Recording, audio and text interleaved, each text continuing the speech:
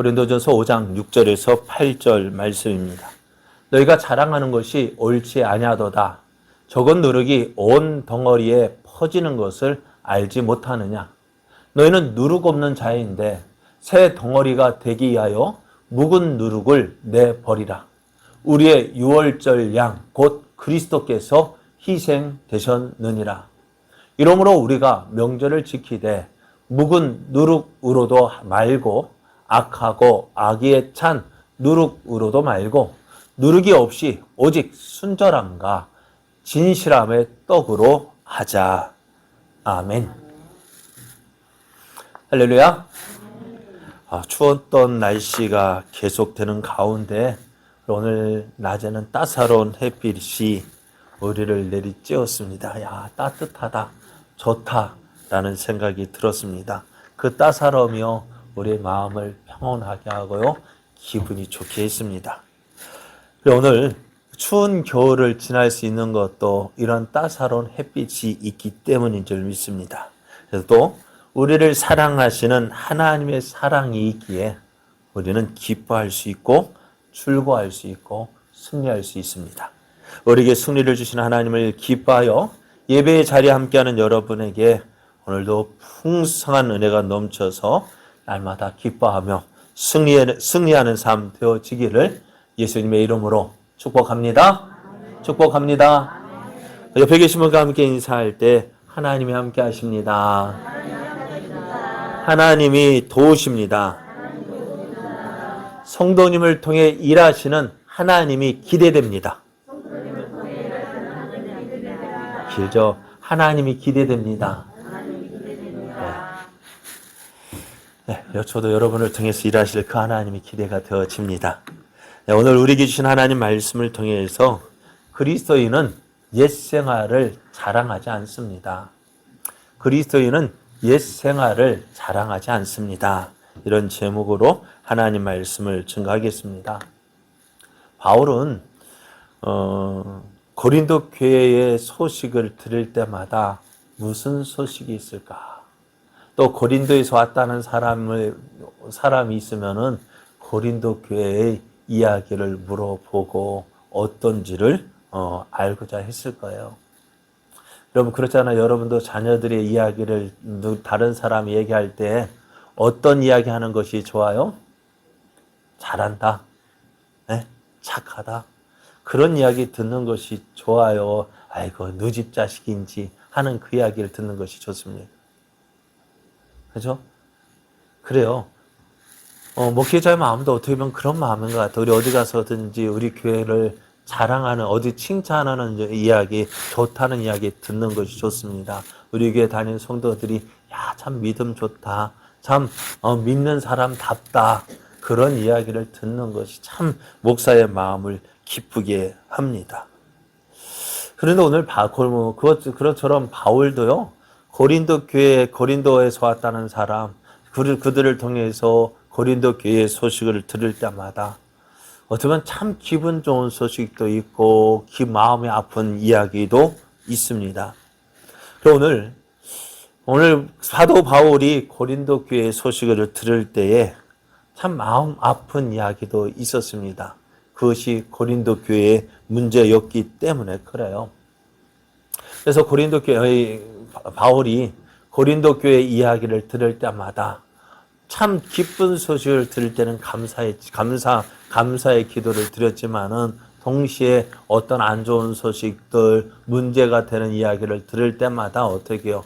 그것을 마음에 품고 하나님 앞에 기도를 하며 이 문제가 해결되어지기를 간절히 기도하고 또 어떻게 하면 해결할 수 있을까 고민을 했습니다.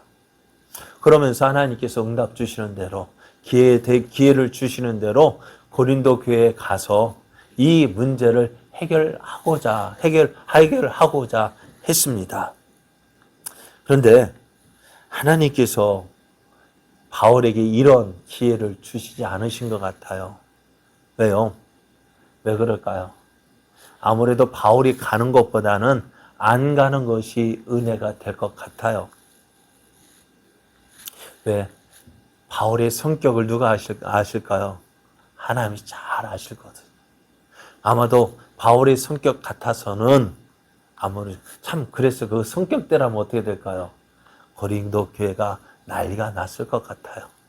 그러니까 하나님께서 너는 안 되고 대신 누구를 바울에게서 교육받고 훈련받은 그 믿음의 아들 디모데를 보내어서 바울에게서 배운 것 어떻게 다시 그들에게 가르치면서 바울에게 어떻게 배웠는지를 기억나게 하기를 원하셨어요. 그렇게 함으로 어떻게 고린도 교회가 변질되었던 믿음이 다시 회복되어지고 하나님이 기뻐하신 믿음으로 이제 회복되어지기를 원했습니다. 그러면서 이제 고린도 교회에 일어나는 문제와 또 그 문제에 대한 바울의 진단 그리고 해결 방법을 이야기하게 되어졌는데요. 고린도 교회의 첫 번째 문제가 뭐였습니까? 분쟁이었습니다. 다툼이었습니다. 그 분쟁을 해결하는 방법은 뭘까요? 왜 사람들이 다툼이 일어날까요? 다른 것 때문이 아니라요. 누가 크냐 하는 다툼입니다. 그래서 누가 크냐는 다툼을 있기 때문에 어떻게 해요? 그것 때문에 교회가 또 다른 문제들이 자라나고 있었습니다. 그러니까 고린도라는 동네가요, 어떤 동네였어요? 항구 도시였어요. 항구하면 무엇이 생각납니까? 예전에 해변에 살던 사람들은 해마다 무엇을 했을까요? 연초마다? 용왕제니 하여간 굿이란 굿은 다 했고요. 또 오랜 세월 바다에서 생활하다 돌아온 그 선원들의 생활은 어땠을까요? 난잡한 성문화가 일어났었어요. 그러니까 고린도라는 지역이 그런 문화였습니다. 우상 문화가 행행했고 또 난잡한 그런 성문화가 있었습니다. 그런 대표적인 그런 모습들이 있었는데 그런 곳에 교회가 세워졌으니 어떻게 될까요? 참 우리가 조심하고 조심해야 될 것이 그거예요. 교회는 지난번에 말씀드린 것처럼 바다 가운데 살고 있는 살아있는 물고기는 맛은 어떨까요? 예? 짠맛입니까? 바닷물은 무슨 맛이에요? 짠맛이죠. 그러나 그 생선들은요? 짜요? 생선이 짭니까? 싱싱 갓 잡은 생선이요? 죽은 것은 짜요. 왜? 썩지 않게 하려고 소금으로 잔뜩 절이잖아요. 그런데 살아있는 것은요? 안 짜요. 무슨 맛이에요? 먹고 싶어요. 그러니까 싱싱하니까 먹고 또 어떤 달짝지근하기도 하고, 그죠? 그게 교회 모습이어야 돼요. 교회 밖의 문화는 어때요? 세상 문화로 가득 찼지만은, 그러나 교회는 어때요? 그 세상 문화가 들어오지 아니하고, 오히려 거룩함을 나타내는 그러한, 그러한 모습이 되어져야 합니다. 그런데 교회가요, 그렇게 하면서 교회의 진리를 지키고 세상에 대해서 빛이 되는 삶을 살아야 되는데, 교회가요, 그런 진리 문제에 신경 쓰지 못하고, 다른 문제, 오늘 고린도 교회 무슨 문제, 누가 크냐 하는 그 문제로 다투기 때문에, 제가 들어와도 진리의 문제에 대해서 어떻게 대처하지 못했던 거예요. 여러분, 교회가요, 진리 아닌 다른 문제로, 엉뚱한 문제에 관심을 가지게 되어지면은, 교회는 어떻게 될까요? 세속화되어집니다. 세상 문화를 따라가게 됩니다. 그러다 보면 교회는요, 맛을 잃게 되어지고요, 세상을 향하여서 말을 해도 듣지 않는 시대가 되어집니다. 왜 그럴까요? 그럼 교회에 지금 어떤 문제가 일어났어요? 누가 크냐는 문제가 일어났습니다. 서로가 높아지려고 어떻게 서로 다투고 서로 그런 다툼이 계속 되어지다 보니까 교회가 지켜야 할 그 맛을 잃어버렸습니다. 여러분, 교회에서 높아지려면 어떻게 될까요? 네? 높아지려면 다른 것으로 높아지려면은요 넘어질 수밖에 없어요. 네? 세상적인 방법으로 높아지려면 그거는 사람이 쌓은 것은요 넘어질 수밖에 없어요. 우리 속담에 공든탑이 무너지랴. 무슨 말이에요? 넘어진다는 말이에요? 안 넘어진다는 말이에요? 안 넘어집니까? 그런데요 공든탑도 넘어집니다. 안 되는 일 없단다 노력하면은. 쨍하고 해 뜰 날 돌아온단다 하지만은 아무리 노력해도 안 되는 일이 참 많거든요. 그러니까 사람이 뭘 하면 된다 하지만은요 하면 된다 그것도 어디에서 나왔는지 아세요? 성경에서 나왔어요. 그런데 세상 사람들은 그 앞에 있는 중요한 것을 빼먹고 말합니다. 나는 할 수 있다. 나는 할 수 있다. 아무리 할 수 있다 외쳐도 할 수 없는 건 할 수 없어요. 성경은 뭐하라고 말씀하냐? 내게 능력 주시는 자 안에서 내가 모든 것을 할 수 있다 했는데 내게 능력 주시는 자 안에 거해야 우리가 할 수 있는데 세상 사람들은 내게 능력 주시는 자 아니라는 것을 빼버리고 내 힘으로 할 수 있다 하니까 어떻게 해요? 해보지만 안 되는 거예요. 여러분 교회에서 높아지려는 거 인간적인 마음으로 높아질 수 있지만은요 그거 얼마 못 가서 넘어져요. 왜요? 주님이 기뻐하셔야 아니하면은요 넘어지는 거예요. 사울이 그 왕위를 지키기 위해서 얼마나 노력했습니까?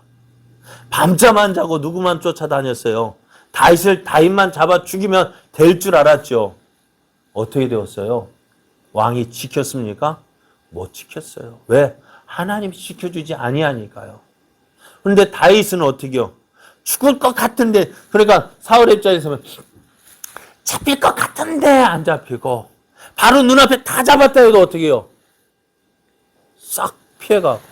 그러나 사울이 다 잡았다 할 때 어떻게 해요? 블레셋 군대가 툭 일어나서 이스라엘 공격하니 어떻게 해요? 다윗을 잡아야 될까요? 블레셋 공격을 방어해야 될까요? 그렇게 되는 거예요. 다 잡았어요. 그런데 블레셋 툭 치고 일어나니까 어떻게 해요? 다 잡은 다윗 놓고 블레셋과 싸우러 나가야 되죠. 그게 하나님이 일하시는 방법이죠. 내가 높아지려 해서 높아지는 게 아닙니다.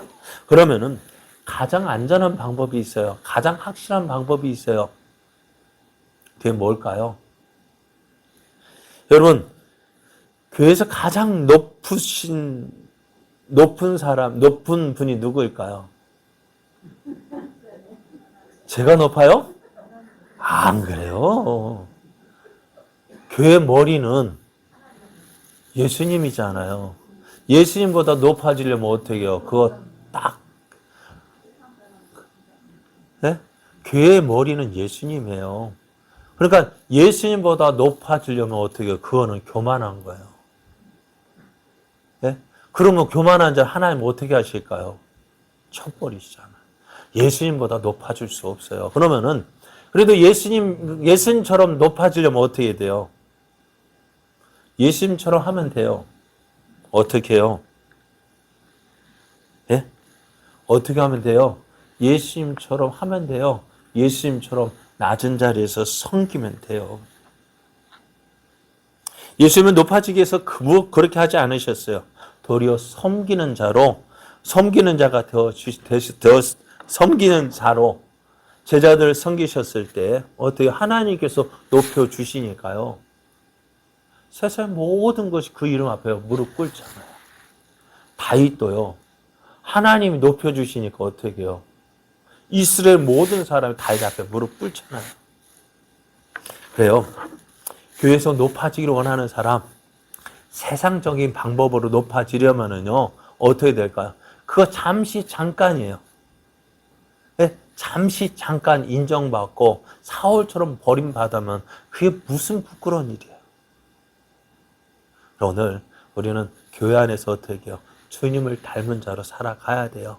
주님처럼 섬기는 자, 다른 사람이 알아주지 않아도요. 누구만 알아주면 될까요? 네? 누구만 알아주면 돼요? 주님만 알아주면 되죠.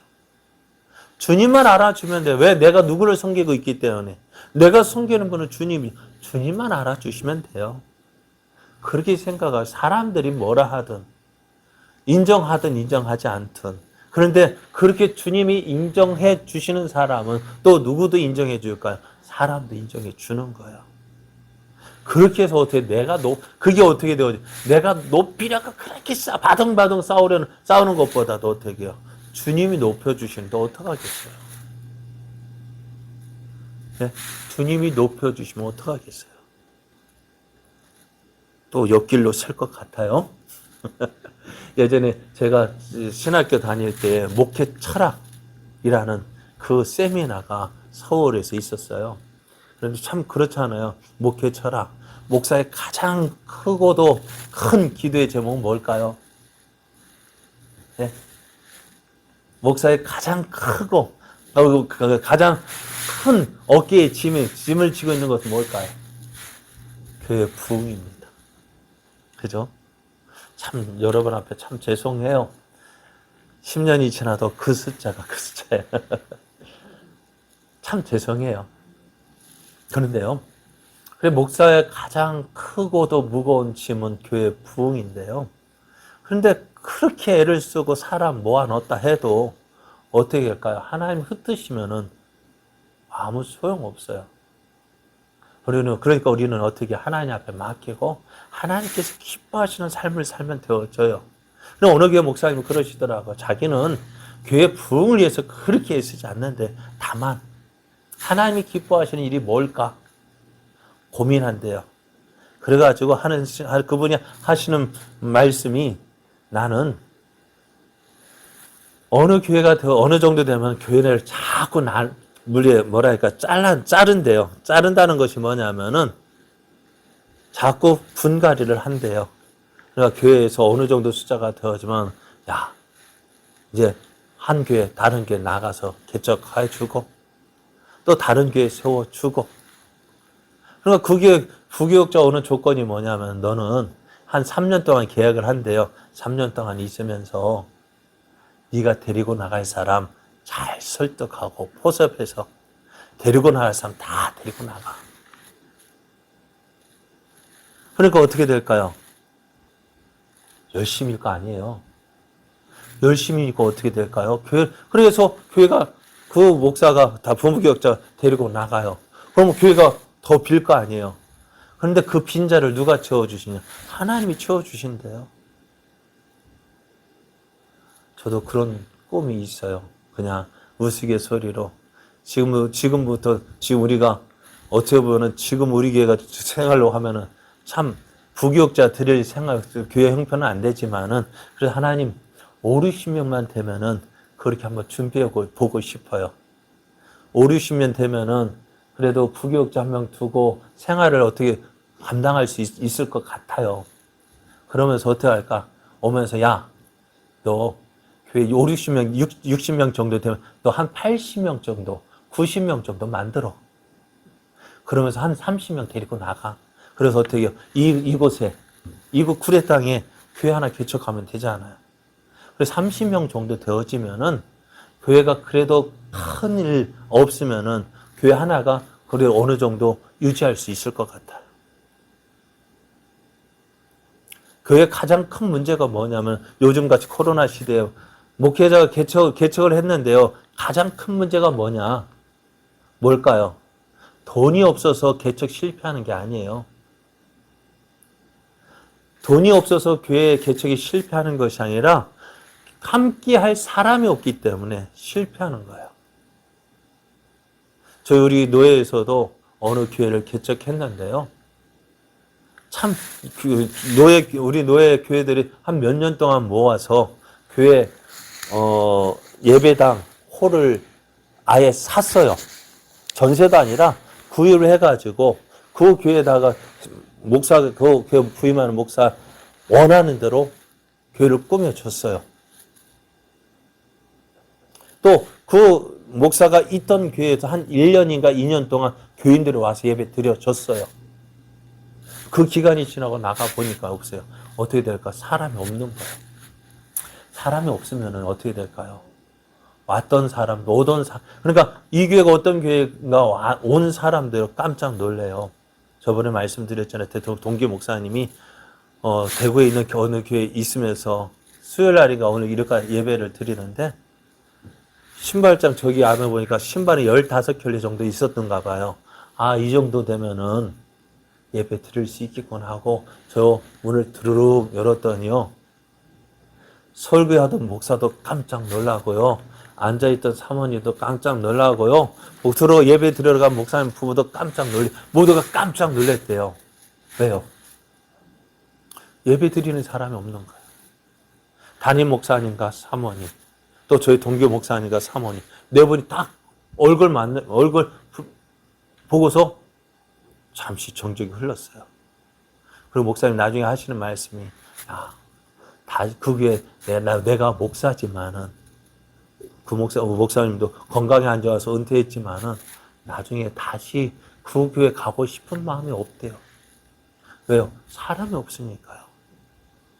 그래서 저는 우리도 하나님께서 우리 10개의 교회를 개척한다 했는데 우리가 많이 전도해야 될 이유가 바로 그거예요. 자꾸 떼어내줘야 되거든요. 제 꿈은 그래요. 하나님, 구례 지역에 우리 총회 교회가 하나밖에 없잖아요. 그래도 7개 면인가요? 7개 읍면이 있는데 하나도 저기 통합 직원 20개, 30개가 된다 막 자랑하는데. 그런데 제 꿈은 그래도 읍면에 하나씩 교회 개척하면은 그래 하나님 그렇게 되어야 되지 않을까요? 그렇게 기도하고 있어요. 여러분도 제 기도가 하나님의 마음에 맞다면은 기도해 주시고 그런 교회 될 수 있도록 여러분 우리 한번 해 나갔으면 좋겠어요. 그럼 어떻게 돼? 그러니까 구례 제자교회 저기 예를 들어 문척 제자교회, 토지 제자교회, 용방 제자교회, 또 마산 제자교회, 강희 제자교회, 산동 제자교회, 또 옆에는 제2 제자교회, 간전 제자교회 이렇게 되어지면 야 제자교회 연합예배 드리자 하면 어떻게 될까? 오늘은 이곳에서 예배 드리고 한 주간씩 돌아가면서 예배 드리면 그게 얼마나 멋있어요. 어떨까요? 제가 이야기할 게 이건 아닌데 그래 어떻게 보면 교회가요 이런 모습이 되어졌으면 좋겠다는 생각이 들어요. 그럼 오늘 이제 다시 본론으로 들어갈게. 바울은 고린도 교회를 향해서 화가 났어요. 분이 났어요. 당장이라도 달려가서 너 어떻게 이럴 수 있냐고 따지고 싶었어요. 왜냐하면은 예수님의 몸된 교회에 이런 일이 있어서는 안 되거든요. 왜요? 이런 일은 이방인 가운데서도 없는 일이 교회 안에서 일어났어요. 또 바울이 더 화가 난 거는 이런 일이 교회에서 일어났는데도 교회에서는 아무런 일도 하지 않은 거예요. 그 일에 대해서 가만히 있었던 거예요. 어떤 일입니까? 오늘 본문 1절 말씀을 보면은 너희 중에 심지어 음행이 있다함을 들으니 그런 음행은 이방인 중에서도 없는 것이라. 어떤 일이요? 누가? 그 아버지의 아내를 취하였다 하는도다. 여기서 그 아버지의 아내라는 것은 나의 친어머니가 아니라 상처했든지 어떠했든지 해가지고 다시 그러니까는 재혼을 했든지 아니면 당시에 이혼 처벌 드렸든지 그런 일에 해당되어지는 거예요. 성경에서는 이런 일을 행한 사람은 율법에는 뭐라고 이야기했냐면은 누구든지 그의 아버지의 아내와 동침하는 자는 그의 아버지의 하체를 범하였은 즉 둘 다 반드시 죽일지니 그들의 피가 자기들에게로 돌아가리라고 했어요. 이러한 일이 어디요? 교회에서 일어났어요. 그러면은 교회가 어떻게 해야 될까요? 이 문제에 대해서 어떻게 해야 될까요? 지난번에 말씀드렸죠. 내 형제가 죄를 범하거든 가서 너와 그 사람과만 상대하여 공고하라. 만일 들으면 내가 내 형제를 얻은 것이라. 제가 발견되었어요. 어떻게 하라고요? 나하고 그 사람과만 이야기하는 거예요. 너 이런 일이 있었는데 이거 잘못된 거야. 이거 하나님이 싫어하시는 일이야. 하나님 기뻐하시지 않는 일이야. 라고 그 사람하고만 이야기하는 거예요. 그러면은 그 사람이요. 죄를 지을 때 물론 고의적으로 계획적으로 죄를 짓는 사람도 있습니다만은 어떻게 해요? 모르고 죄를 짓는 사람도 있다는 거예요. 모르고 죄를 지었기 때문에 이게 죄인 줄 모르는 거예요. 왜? 지금 당시 고린도 시대 사회가 그렇게 행했는지도 몰라요. 나도 모르고 죄인 줄 모르고 그렇게 행했어요. 그러면 이게 아니다라고 이야기하면 그 사람이 들으면 어떻게? 내가 잘못했네.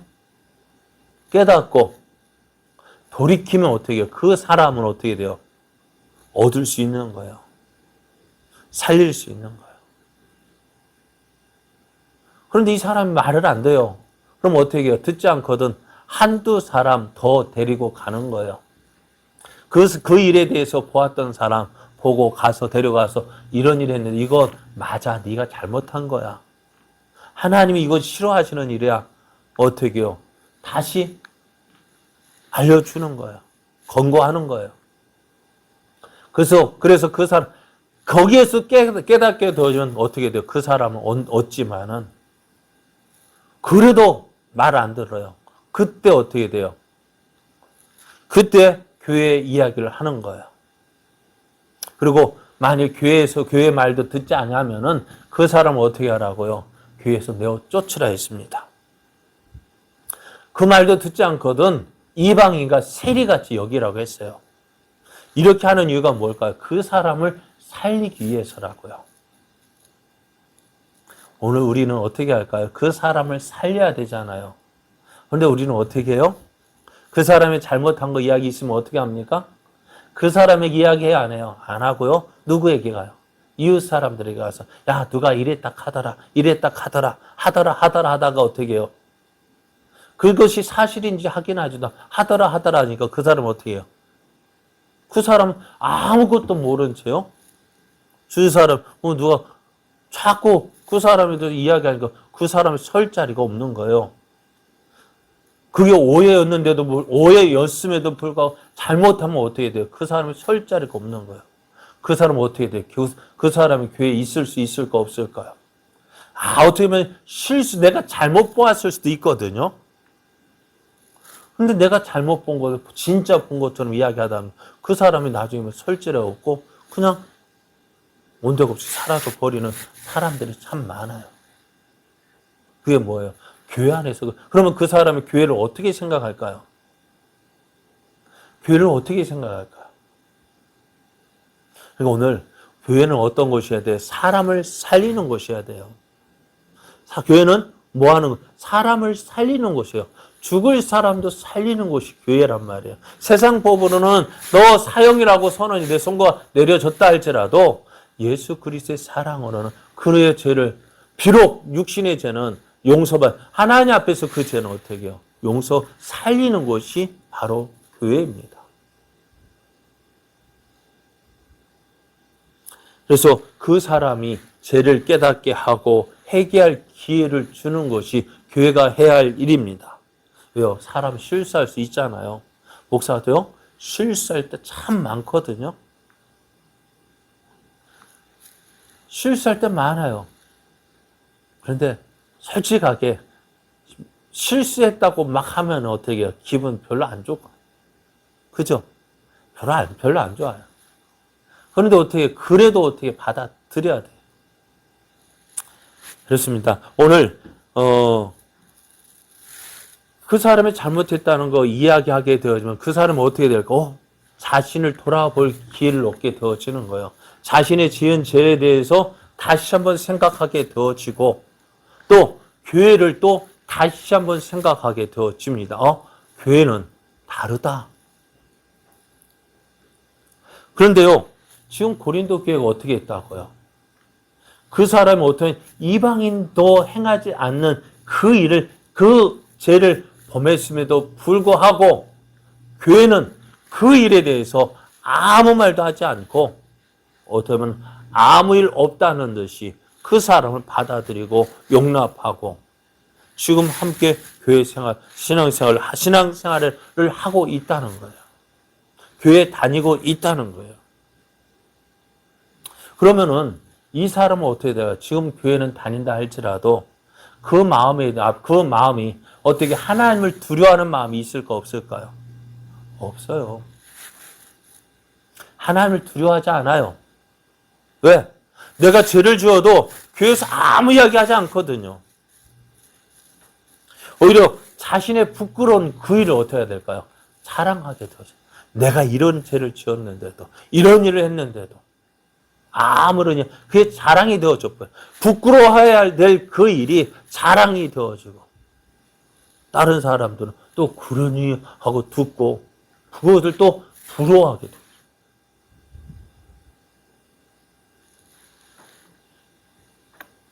다른 거, 왜 이렇게 되어지냐면은, 교회의 죄의식이 그런 거야. 점점 무뎌져 가요.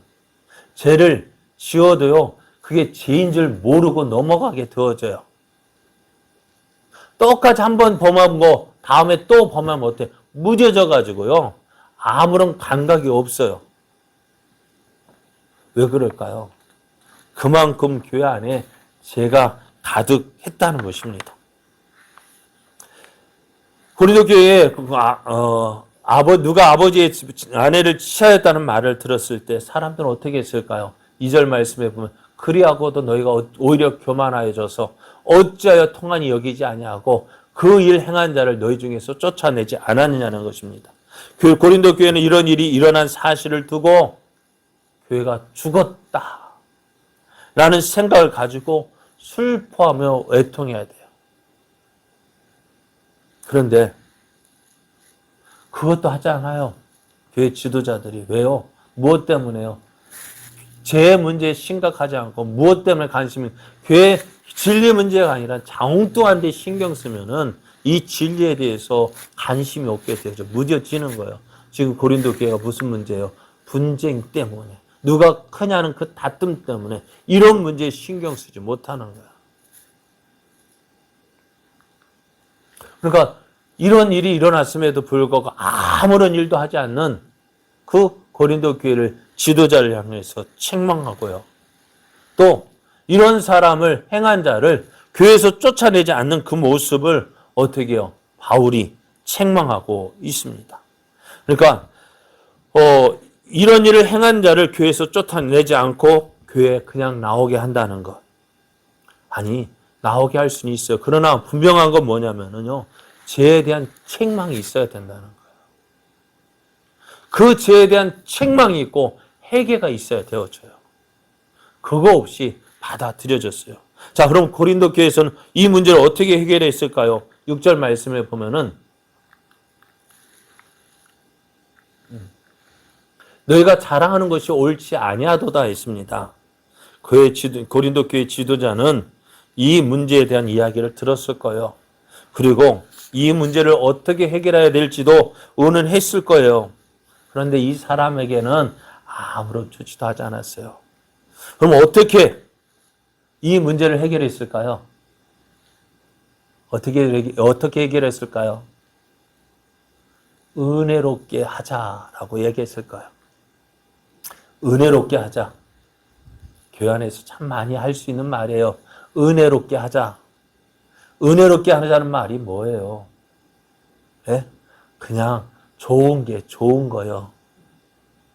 좋은 게 좋은 거요. 그냥 넘어가. 그냥 덮어주고 넘어가자. 그런 문제가 있는데 그 문제를 어떻게 그냥 덮고 넘어가면 해결되어지는 것도 있지만은 그걸 해결되지 않으면 어떻게 되어질까요? 그래서 바울이 이렇게 책망을 합니다. 어떻게 하냐면 적은 누룩이 온 덩어리에 퍼지는 것을 알지 못하느냐는 것입니다. 고린도 교회 지도자들을 아무 일 없이 넘어갔으니 잘 된 것을 생각했습니다. 그런데 바울이 책망하는 것이 뭐냐? 적은 누룩이 온 덩어리에 퍼지는 것을 알지 못하느냐는 것입니다. 이 문제는요, 해결된 거 아니에요. 덮어진 거죠. 이 문제는 해결된 것이 아니라 잠시 덮어놓은 거예요. 그런데 이 잠시 덮어놓은 것이 어떻게 언제 터질지 모르는 시한폭탄이 되는 것입니다. 언제 터질지 몰라요. 또 이것만이 아니라 여기 터지고 또 다른 곳에서 터지고. 죄송합니다만 교회에서 문제가 있는 교회가요. 한 가지 문제만 가지고 터지지 않잖아요. 한 가지 문제 터지면 어때요? 또 다른 문제 계속해서 일어나잖아요. 그러니까 그 문제가 어떻게 지금까지 덮어두었던 거예요. 그러니까 터지고 또 터지고. 적은 양이라 할지라도요. 누룩은요. 어떻게 해요? 적은 양의 누룩이 있다고 하지만 그게 적은 것이 아니잖아요. 왜요? 예수님도 이렇게 말씀하셨어요. 천국은 마치 여자가 가루 서말 속에 갖다 넣어 전부 부풀게 한 누룩과 같다고 했습니다. 누룩의 양이 얼마나 될까요? 여러분, 예전에 빵 만들 때 있잖아요. 이스트 효소를 얼마나 넣어요? 예? 한 주먹 넣어요? 한 숟가락 넣어요? 아니요. 예? 그냥 몇 조각 넣는데, 그게 어떻게 시간이 지나면 다 부풀어 오르게 하잖아요. 적은 것이 그렇게 부풀게 하는 거예요. 오늘 우리의 문제도 그렇습니다. 비록 지금은 적은 것 같지만, 죄를 허용하게 되면, 후에는 그 죄를 감당할 수 없게 되어져요. 지금은 호미로 막을 수 있지만은, 나중에는 뭐로 막아야 돼요? 포크레인으로 막아요. 포크레인도 막지 못하는 경우가 많습니다. 오늘 교회가 죄를 범한 사람을 회개하지도 않았는데 용서했다고 합시다. 그렇다면 그 사람은 교회를 어떻게 생각할까요? 처음엔 좋게 생각할 거예요. 내 죄를 내가 잘못했는데 아무도 말해주지 않고 덮어지니까 좋은 것 같아요. 그런데 나중에는 어떻게 돼요? 교회를 앞에서 말 두려울 게 없는 거예요. 왜 전에 내 죄를 덮어줬는데 왜 이번 것까지 또 이야기하냐고요. 전에는 아무 말 안 하고 왜 이번에야만 왜 이제 와서 이 말을 하냐고. 오히려 당돌하게 뭐라 합니다. 전에 죄를 지었을 때 가만히 있고 왜 이번에 이렇게 이야기하냐면 뭐라 할 말이 있어요 없어요? 나중에는요. 죄인이 교회에서 큰 소리 치게 되어져요. 그러다 보니 교회의 건의가 잃게 되어지고요. 또 교회에서는 아무리 진리를 말하여도 소기의 경일기처럼 아무도 듣지 않습니다. 하나님 말씀이 들리지 않아요. 듣지 않아요. 왜? 교회의 건의가 떨어졌는데요. 사람들의 생각이 하나님 말씀보다 앞서게 됩니다. 하나님 말씀대로 살려가는 사람 핍박받습니다. 결국 믿음으로 살려가는 사람은 어떻게 한쪽으로 밀려나고요. 교회에서 아무 소리 못해요. 그런데 이런 모습 어디에서 본 것 같지 않아요? 어디에서 봤을까요? 구약시대 아니에요. 에스겔 시대가 아닙니까? 이사야 시대가 아닙니까? 하나님 말씀이 들려도요, 선포되어져도요, 듣지 않아요. 오히려 그 말씀을 전하는 선지자들을 핍박하고요. 그 말씀 듣고 회개하고 말씀대로 살려는 사람 핍박하고 쫓아내잖아요. 그게 이스라엘의 모습이고요. 또 지금 우리들의 교회의 모습이 돼. 왜? 죄를 죄라고 인정하지 않게 되어지면은 지금 당장은 좋을지 몰라도요.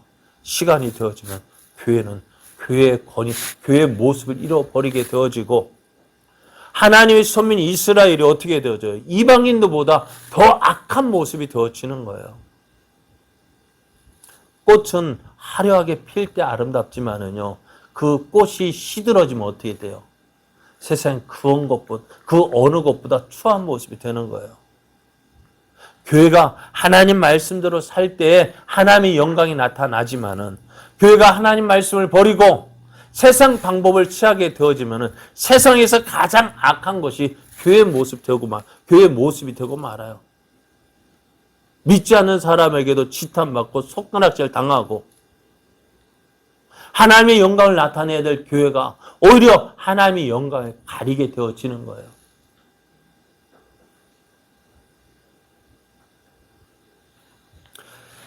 그러면은 왜 그랬을까요? 교회가 죄를 죄로 인정하지 않고 그것을 죄로 다스리지 아니하고 그냥 덮어두었기 때문에 그래요. 지금은 좋아요. 그죠? 관계요? 깨지지 않아요. 왜? 좋은 게 좋은 거기 때문에. 그런데 어떻게 돼요? 시간이 지나면 그것이 부메랑이 되어서 돌아오는 거예요. 그럼 이제 교회는 어떤 모습이 되어줘야 될까요?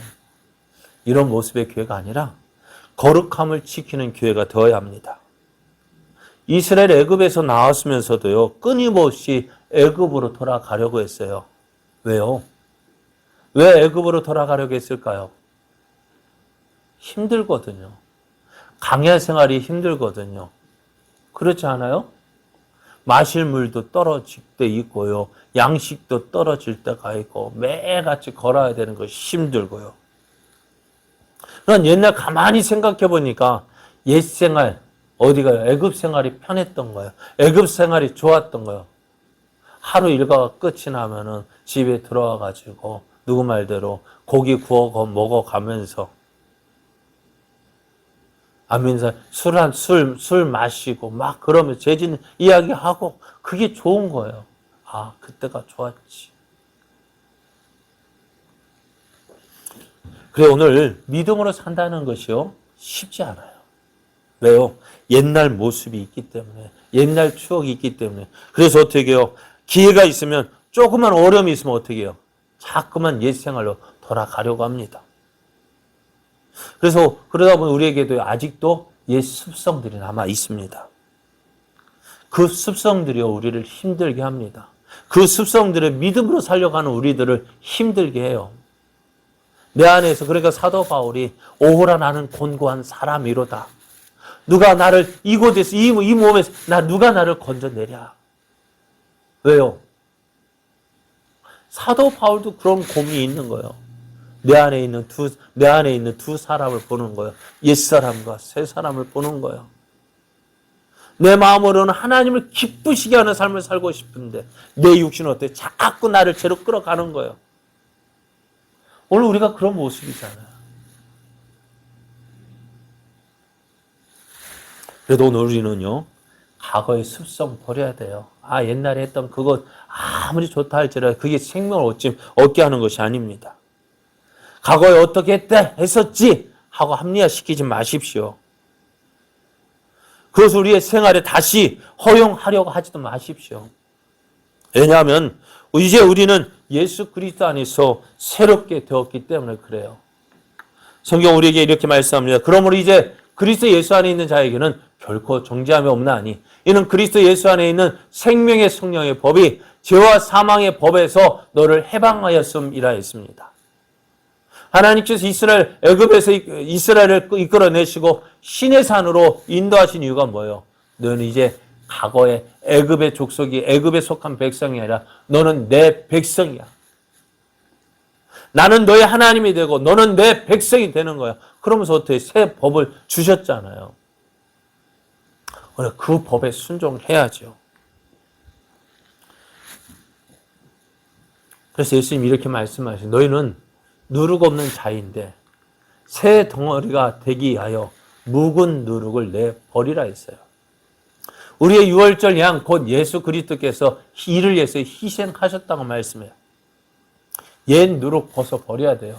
옛날에 생활했던 거 이제 내려놔야 돼요. 아 내가 옛날에 이랬는데 그 옛날에 이랬다면 그 옛날 이전 그게 좋은가요? 그거 벗어버려야 돼요. 그것 가지고 내가 다시 이 믿음, 내 생활이 어떻게 돼요? 그 누룩으로 인해서 오염이 되어지고 변질이 되어지고 다시 죄악 가운데 거하게 되어집니다. 예수를 믿지 않고 살다가 이제 예수를 믿고 산다는 것, 이제 새로운 삶을 사는 것을 말합니다. 예전의 방식이 아닌 예수 그리스도 안에서 새로운 방법으로 살아가는 것입니다. 8절을 보면 이렇게 말씀합니다. 8절을 보면은요, 우리 함께 읽어볼게요. 이러므로 우리가 명절을 지키되 무른 누룩으로도 말고 악하고 악에 찬 누룩으로도 말고 누룩이 없이 오직 순전함과 진실함의 떡으로 하자라고 말씀하셔요. 그래요. 여러분, 옛 생활로 다 신앙생활 하는 거 아니에요. 옛날 모습 가지고 신앙생활 하는 거 아니에요. 새롭게 되었대야 돼요. 예? 새롭게 되었으니 새로운 삶을 살아야죠. 종종 영화나 뭐 드라마 보면은 죗값을 치르고 교도에서 나올 때 여러분 두부를 먹는 이유가 뭘까요? 난 모르겠어요. 왜 두부 먹는데요? 영양 보충 의미도 있다 하고 그 교도소의 그 악한 그 나쁜 기억들 다 새로운 삶을 살겠다고 하는 거 아닐까요? 그런데 그런 새로운 삶을 살겠다면 어떻게 돼요? 예전에 살았던 사람들 오는 거 끊어야죠. 그렇게 해야 새로운 삶을 사는 거 아닙니까? 그럼 옛사람 다시 만나면 어떻게 해요? 옛날 모습으로 돌아가요. 오늘 예수 그리스도 안에서 새롭게 된 우리들 새로운 삶, 새로운 방식으로 살아야 합니다. 무엇입니까? 순전함과 진실함으로 해야 됩니다. 그래서 사람들 종종 이렇게 이야기합니다. 새 술은 어디예요? 새 부대예요. 이 말이 어디에서 나왔을까요? 성경에서 나왔습니다. 생배 조각을 낡은 옷에 붙이는 자가 없나니 만약 그렇게 하면 기운 새 것이 낡은 그것을 당겨 헤어짐이 더하게 되느니라. 새 포도주를 낡은 가죽 부대에 넣는 자가 없나니 만일 그렇게 하면 새 포도주가 부대를 터뜨려 포도주와 부대를 버리게 되리라. 오직 새 포도주는 새 부대에 넣느니라 하시니라. 예수를 믿는 자의 삶 새로워져야 합니다. 옛 생활에 우리의 삶 적용해서는 안 돼요. 옛날로 돌아가서는 안 됩니다. 오늘 예전의 모습으로 살기를 고집하는 건 예수를 믿는 자의 모습 아니에요. 여러분, 새롭게 되어져야 합니다. 순진한 모습이 되어져야 합니다. 진실한 모습이 되어져야 합니다. 하나님이 기뻐하시는 모습의 삶을 살아야 합니다. 우리의 삶은요, 상식적인 삶이 아니에요. 정말 하나님이 기뻐하시는 믿음의 삶을 살아야 돼요.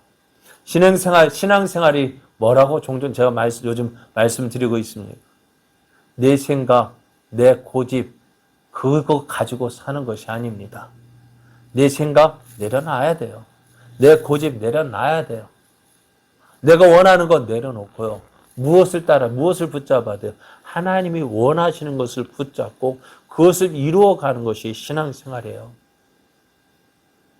내가 누군데? 아니요. 누구긴 누구예요. 죄인이죠. 새롭게 되었다면 내가 누군데가 아니라 정말 주님 안에서 새롭게 된 사람 되어져요. 옛생활 벗어버리시오. 진정한 신앙생활. 나를 죽이는 거예요. 옛생활 죽이는 거예요. 옛날 모습 죽이는 거예요. 그리고 어떻게 해요? 주 안에서 주님이 기뻐하시는 모습으로 살아가는 삶이 되어져야 돼요. 그것이 어떻게 해요? 오늘 교회에 다니는 우리들의 모습이 되어져야 합니다. 그래야 할 때 어떻게 될까? 교회의 권위가 세워지고요. 세상을 향하여서도 담대하게 하나님 말씀을 증거할 수 있고요. 그래야 할 때 제약 가운데 세면은 저 영혼들에게 빛을 발하게 되어지고 그들을 인도하는 교회가 되어지는 거예요. 사랑하는 여러분, 우리 교회가 그런 교회 되어지길 원합니다. 또 우리의 삶이 그런 삶 되어지길 원합니다. 옛생활, 예전에 이렇게 살았는데 아닙니다. 그게 좋은 게 아니라면 다시 돌아가야죠. 여러분, 예수 믿기 전의 삶이 좋습니까? 예수 믿은 이후의 삶이 좋습니까? 지금 예수를 믿는 우리의 삶이 좋은 거 아닙니까? 그러니까 예수님 믿고 있는 거 아니에요? 그죠? 그러니까 그게 좋으니까 이렇게 피곤한 시간에 와가지고 딱딱한 의자에 앉아서 지금 이 시간 다른 때 같으면 뭐 할까요? 따뜻한 이불에 누워가지고 있을 텐데 이렇게 불편할 감수하는 이유가 뭐예요? 믿기 때문에 그런 거 아닙니까? 여러분, 믿는 자의 삶 삽시다. 누룩 있는 자가 아니라 누룩 없는 자의 모습으로 그렇게 주님이 기뻐하시는 삶.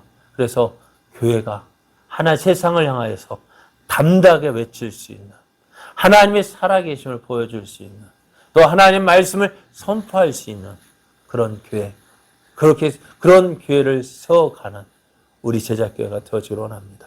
우리 제자교회가 그런 교회가 되어지고, 또 우리 제자교회 모든 성도가 그런 교회를 꿈꾸며 믿음으로 나아가는 우리들을 되어지기를 예수님의 이름으로 축복합니다.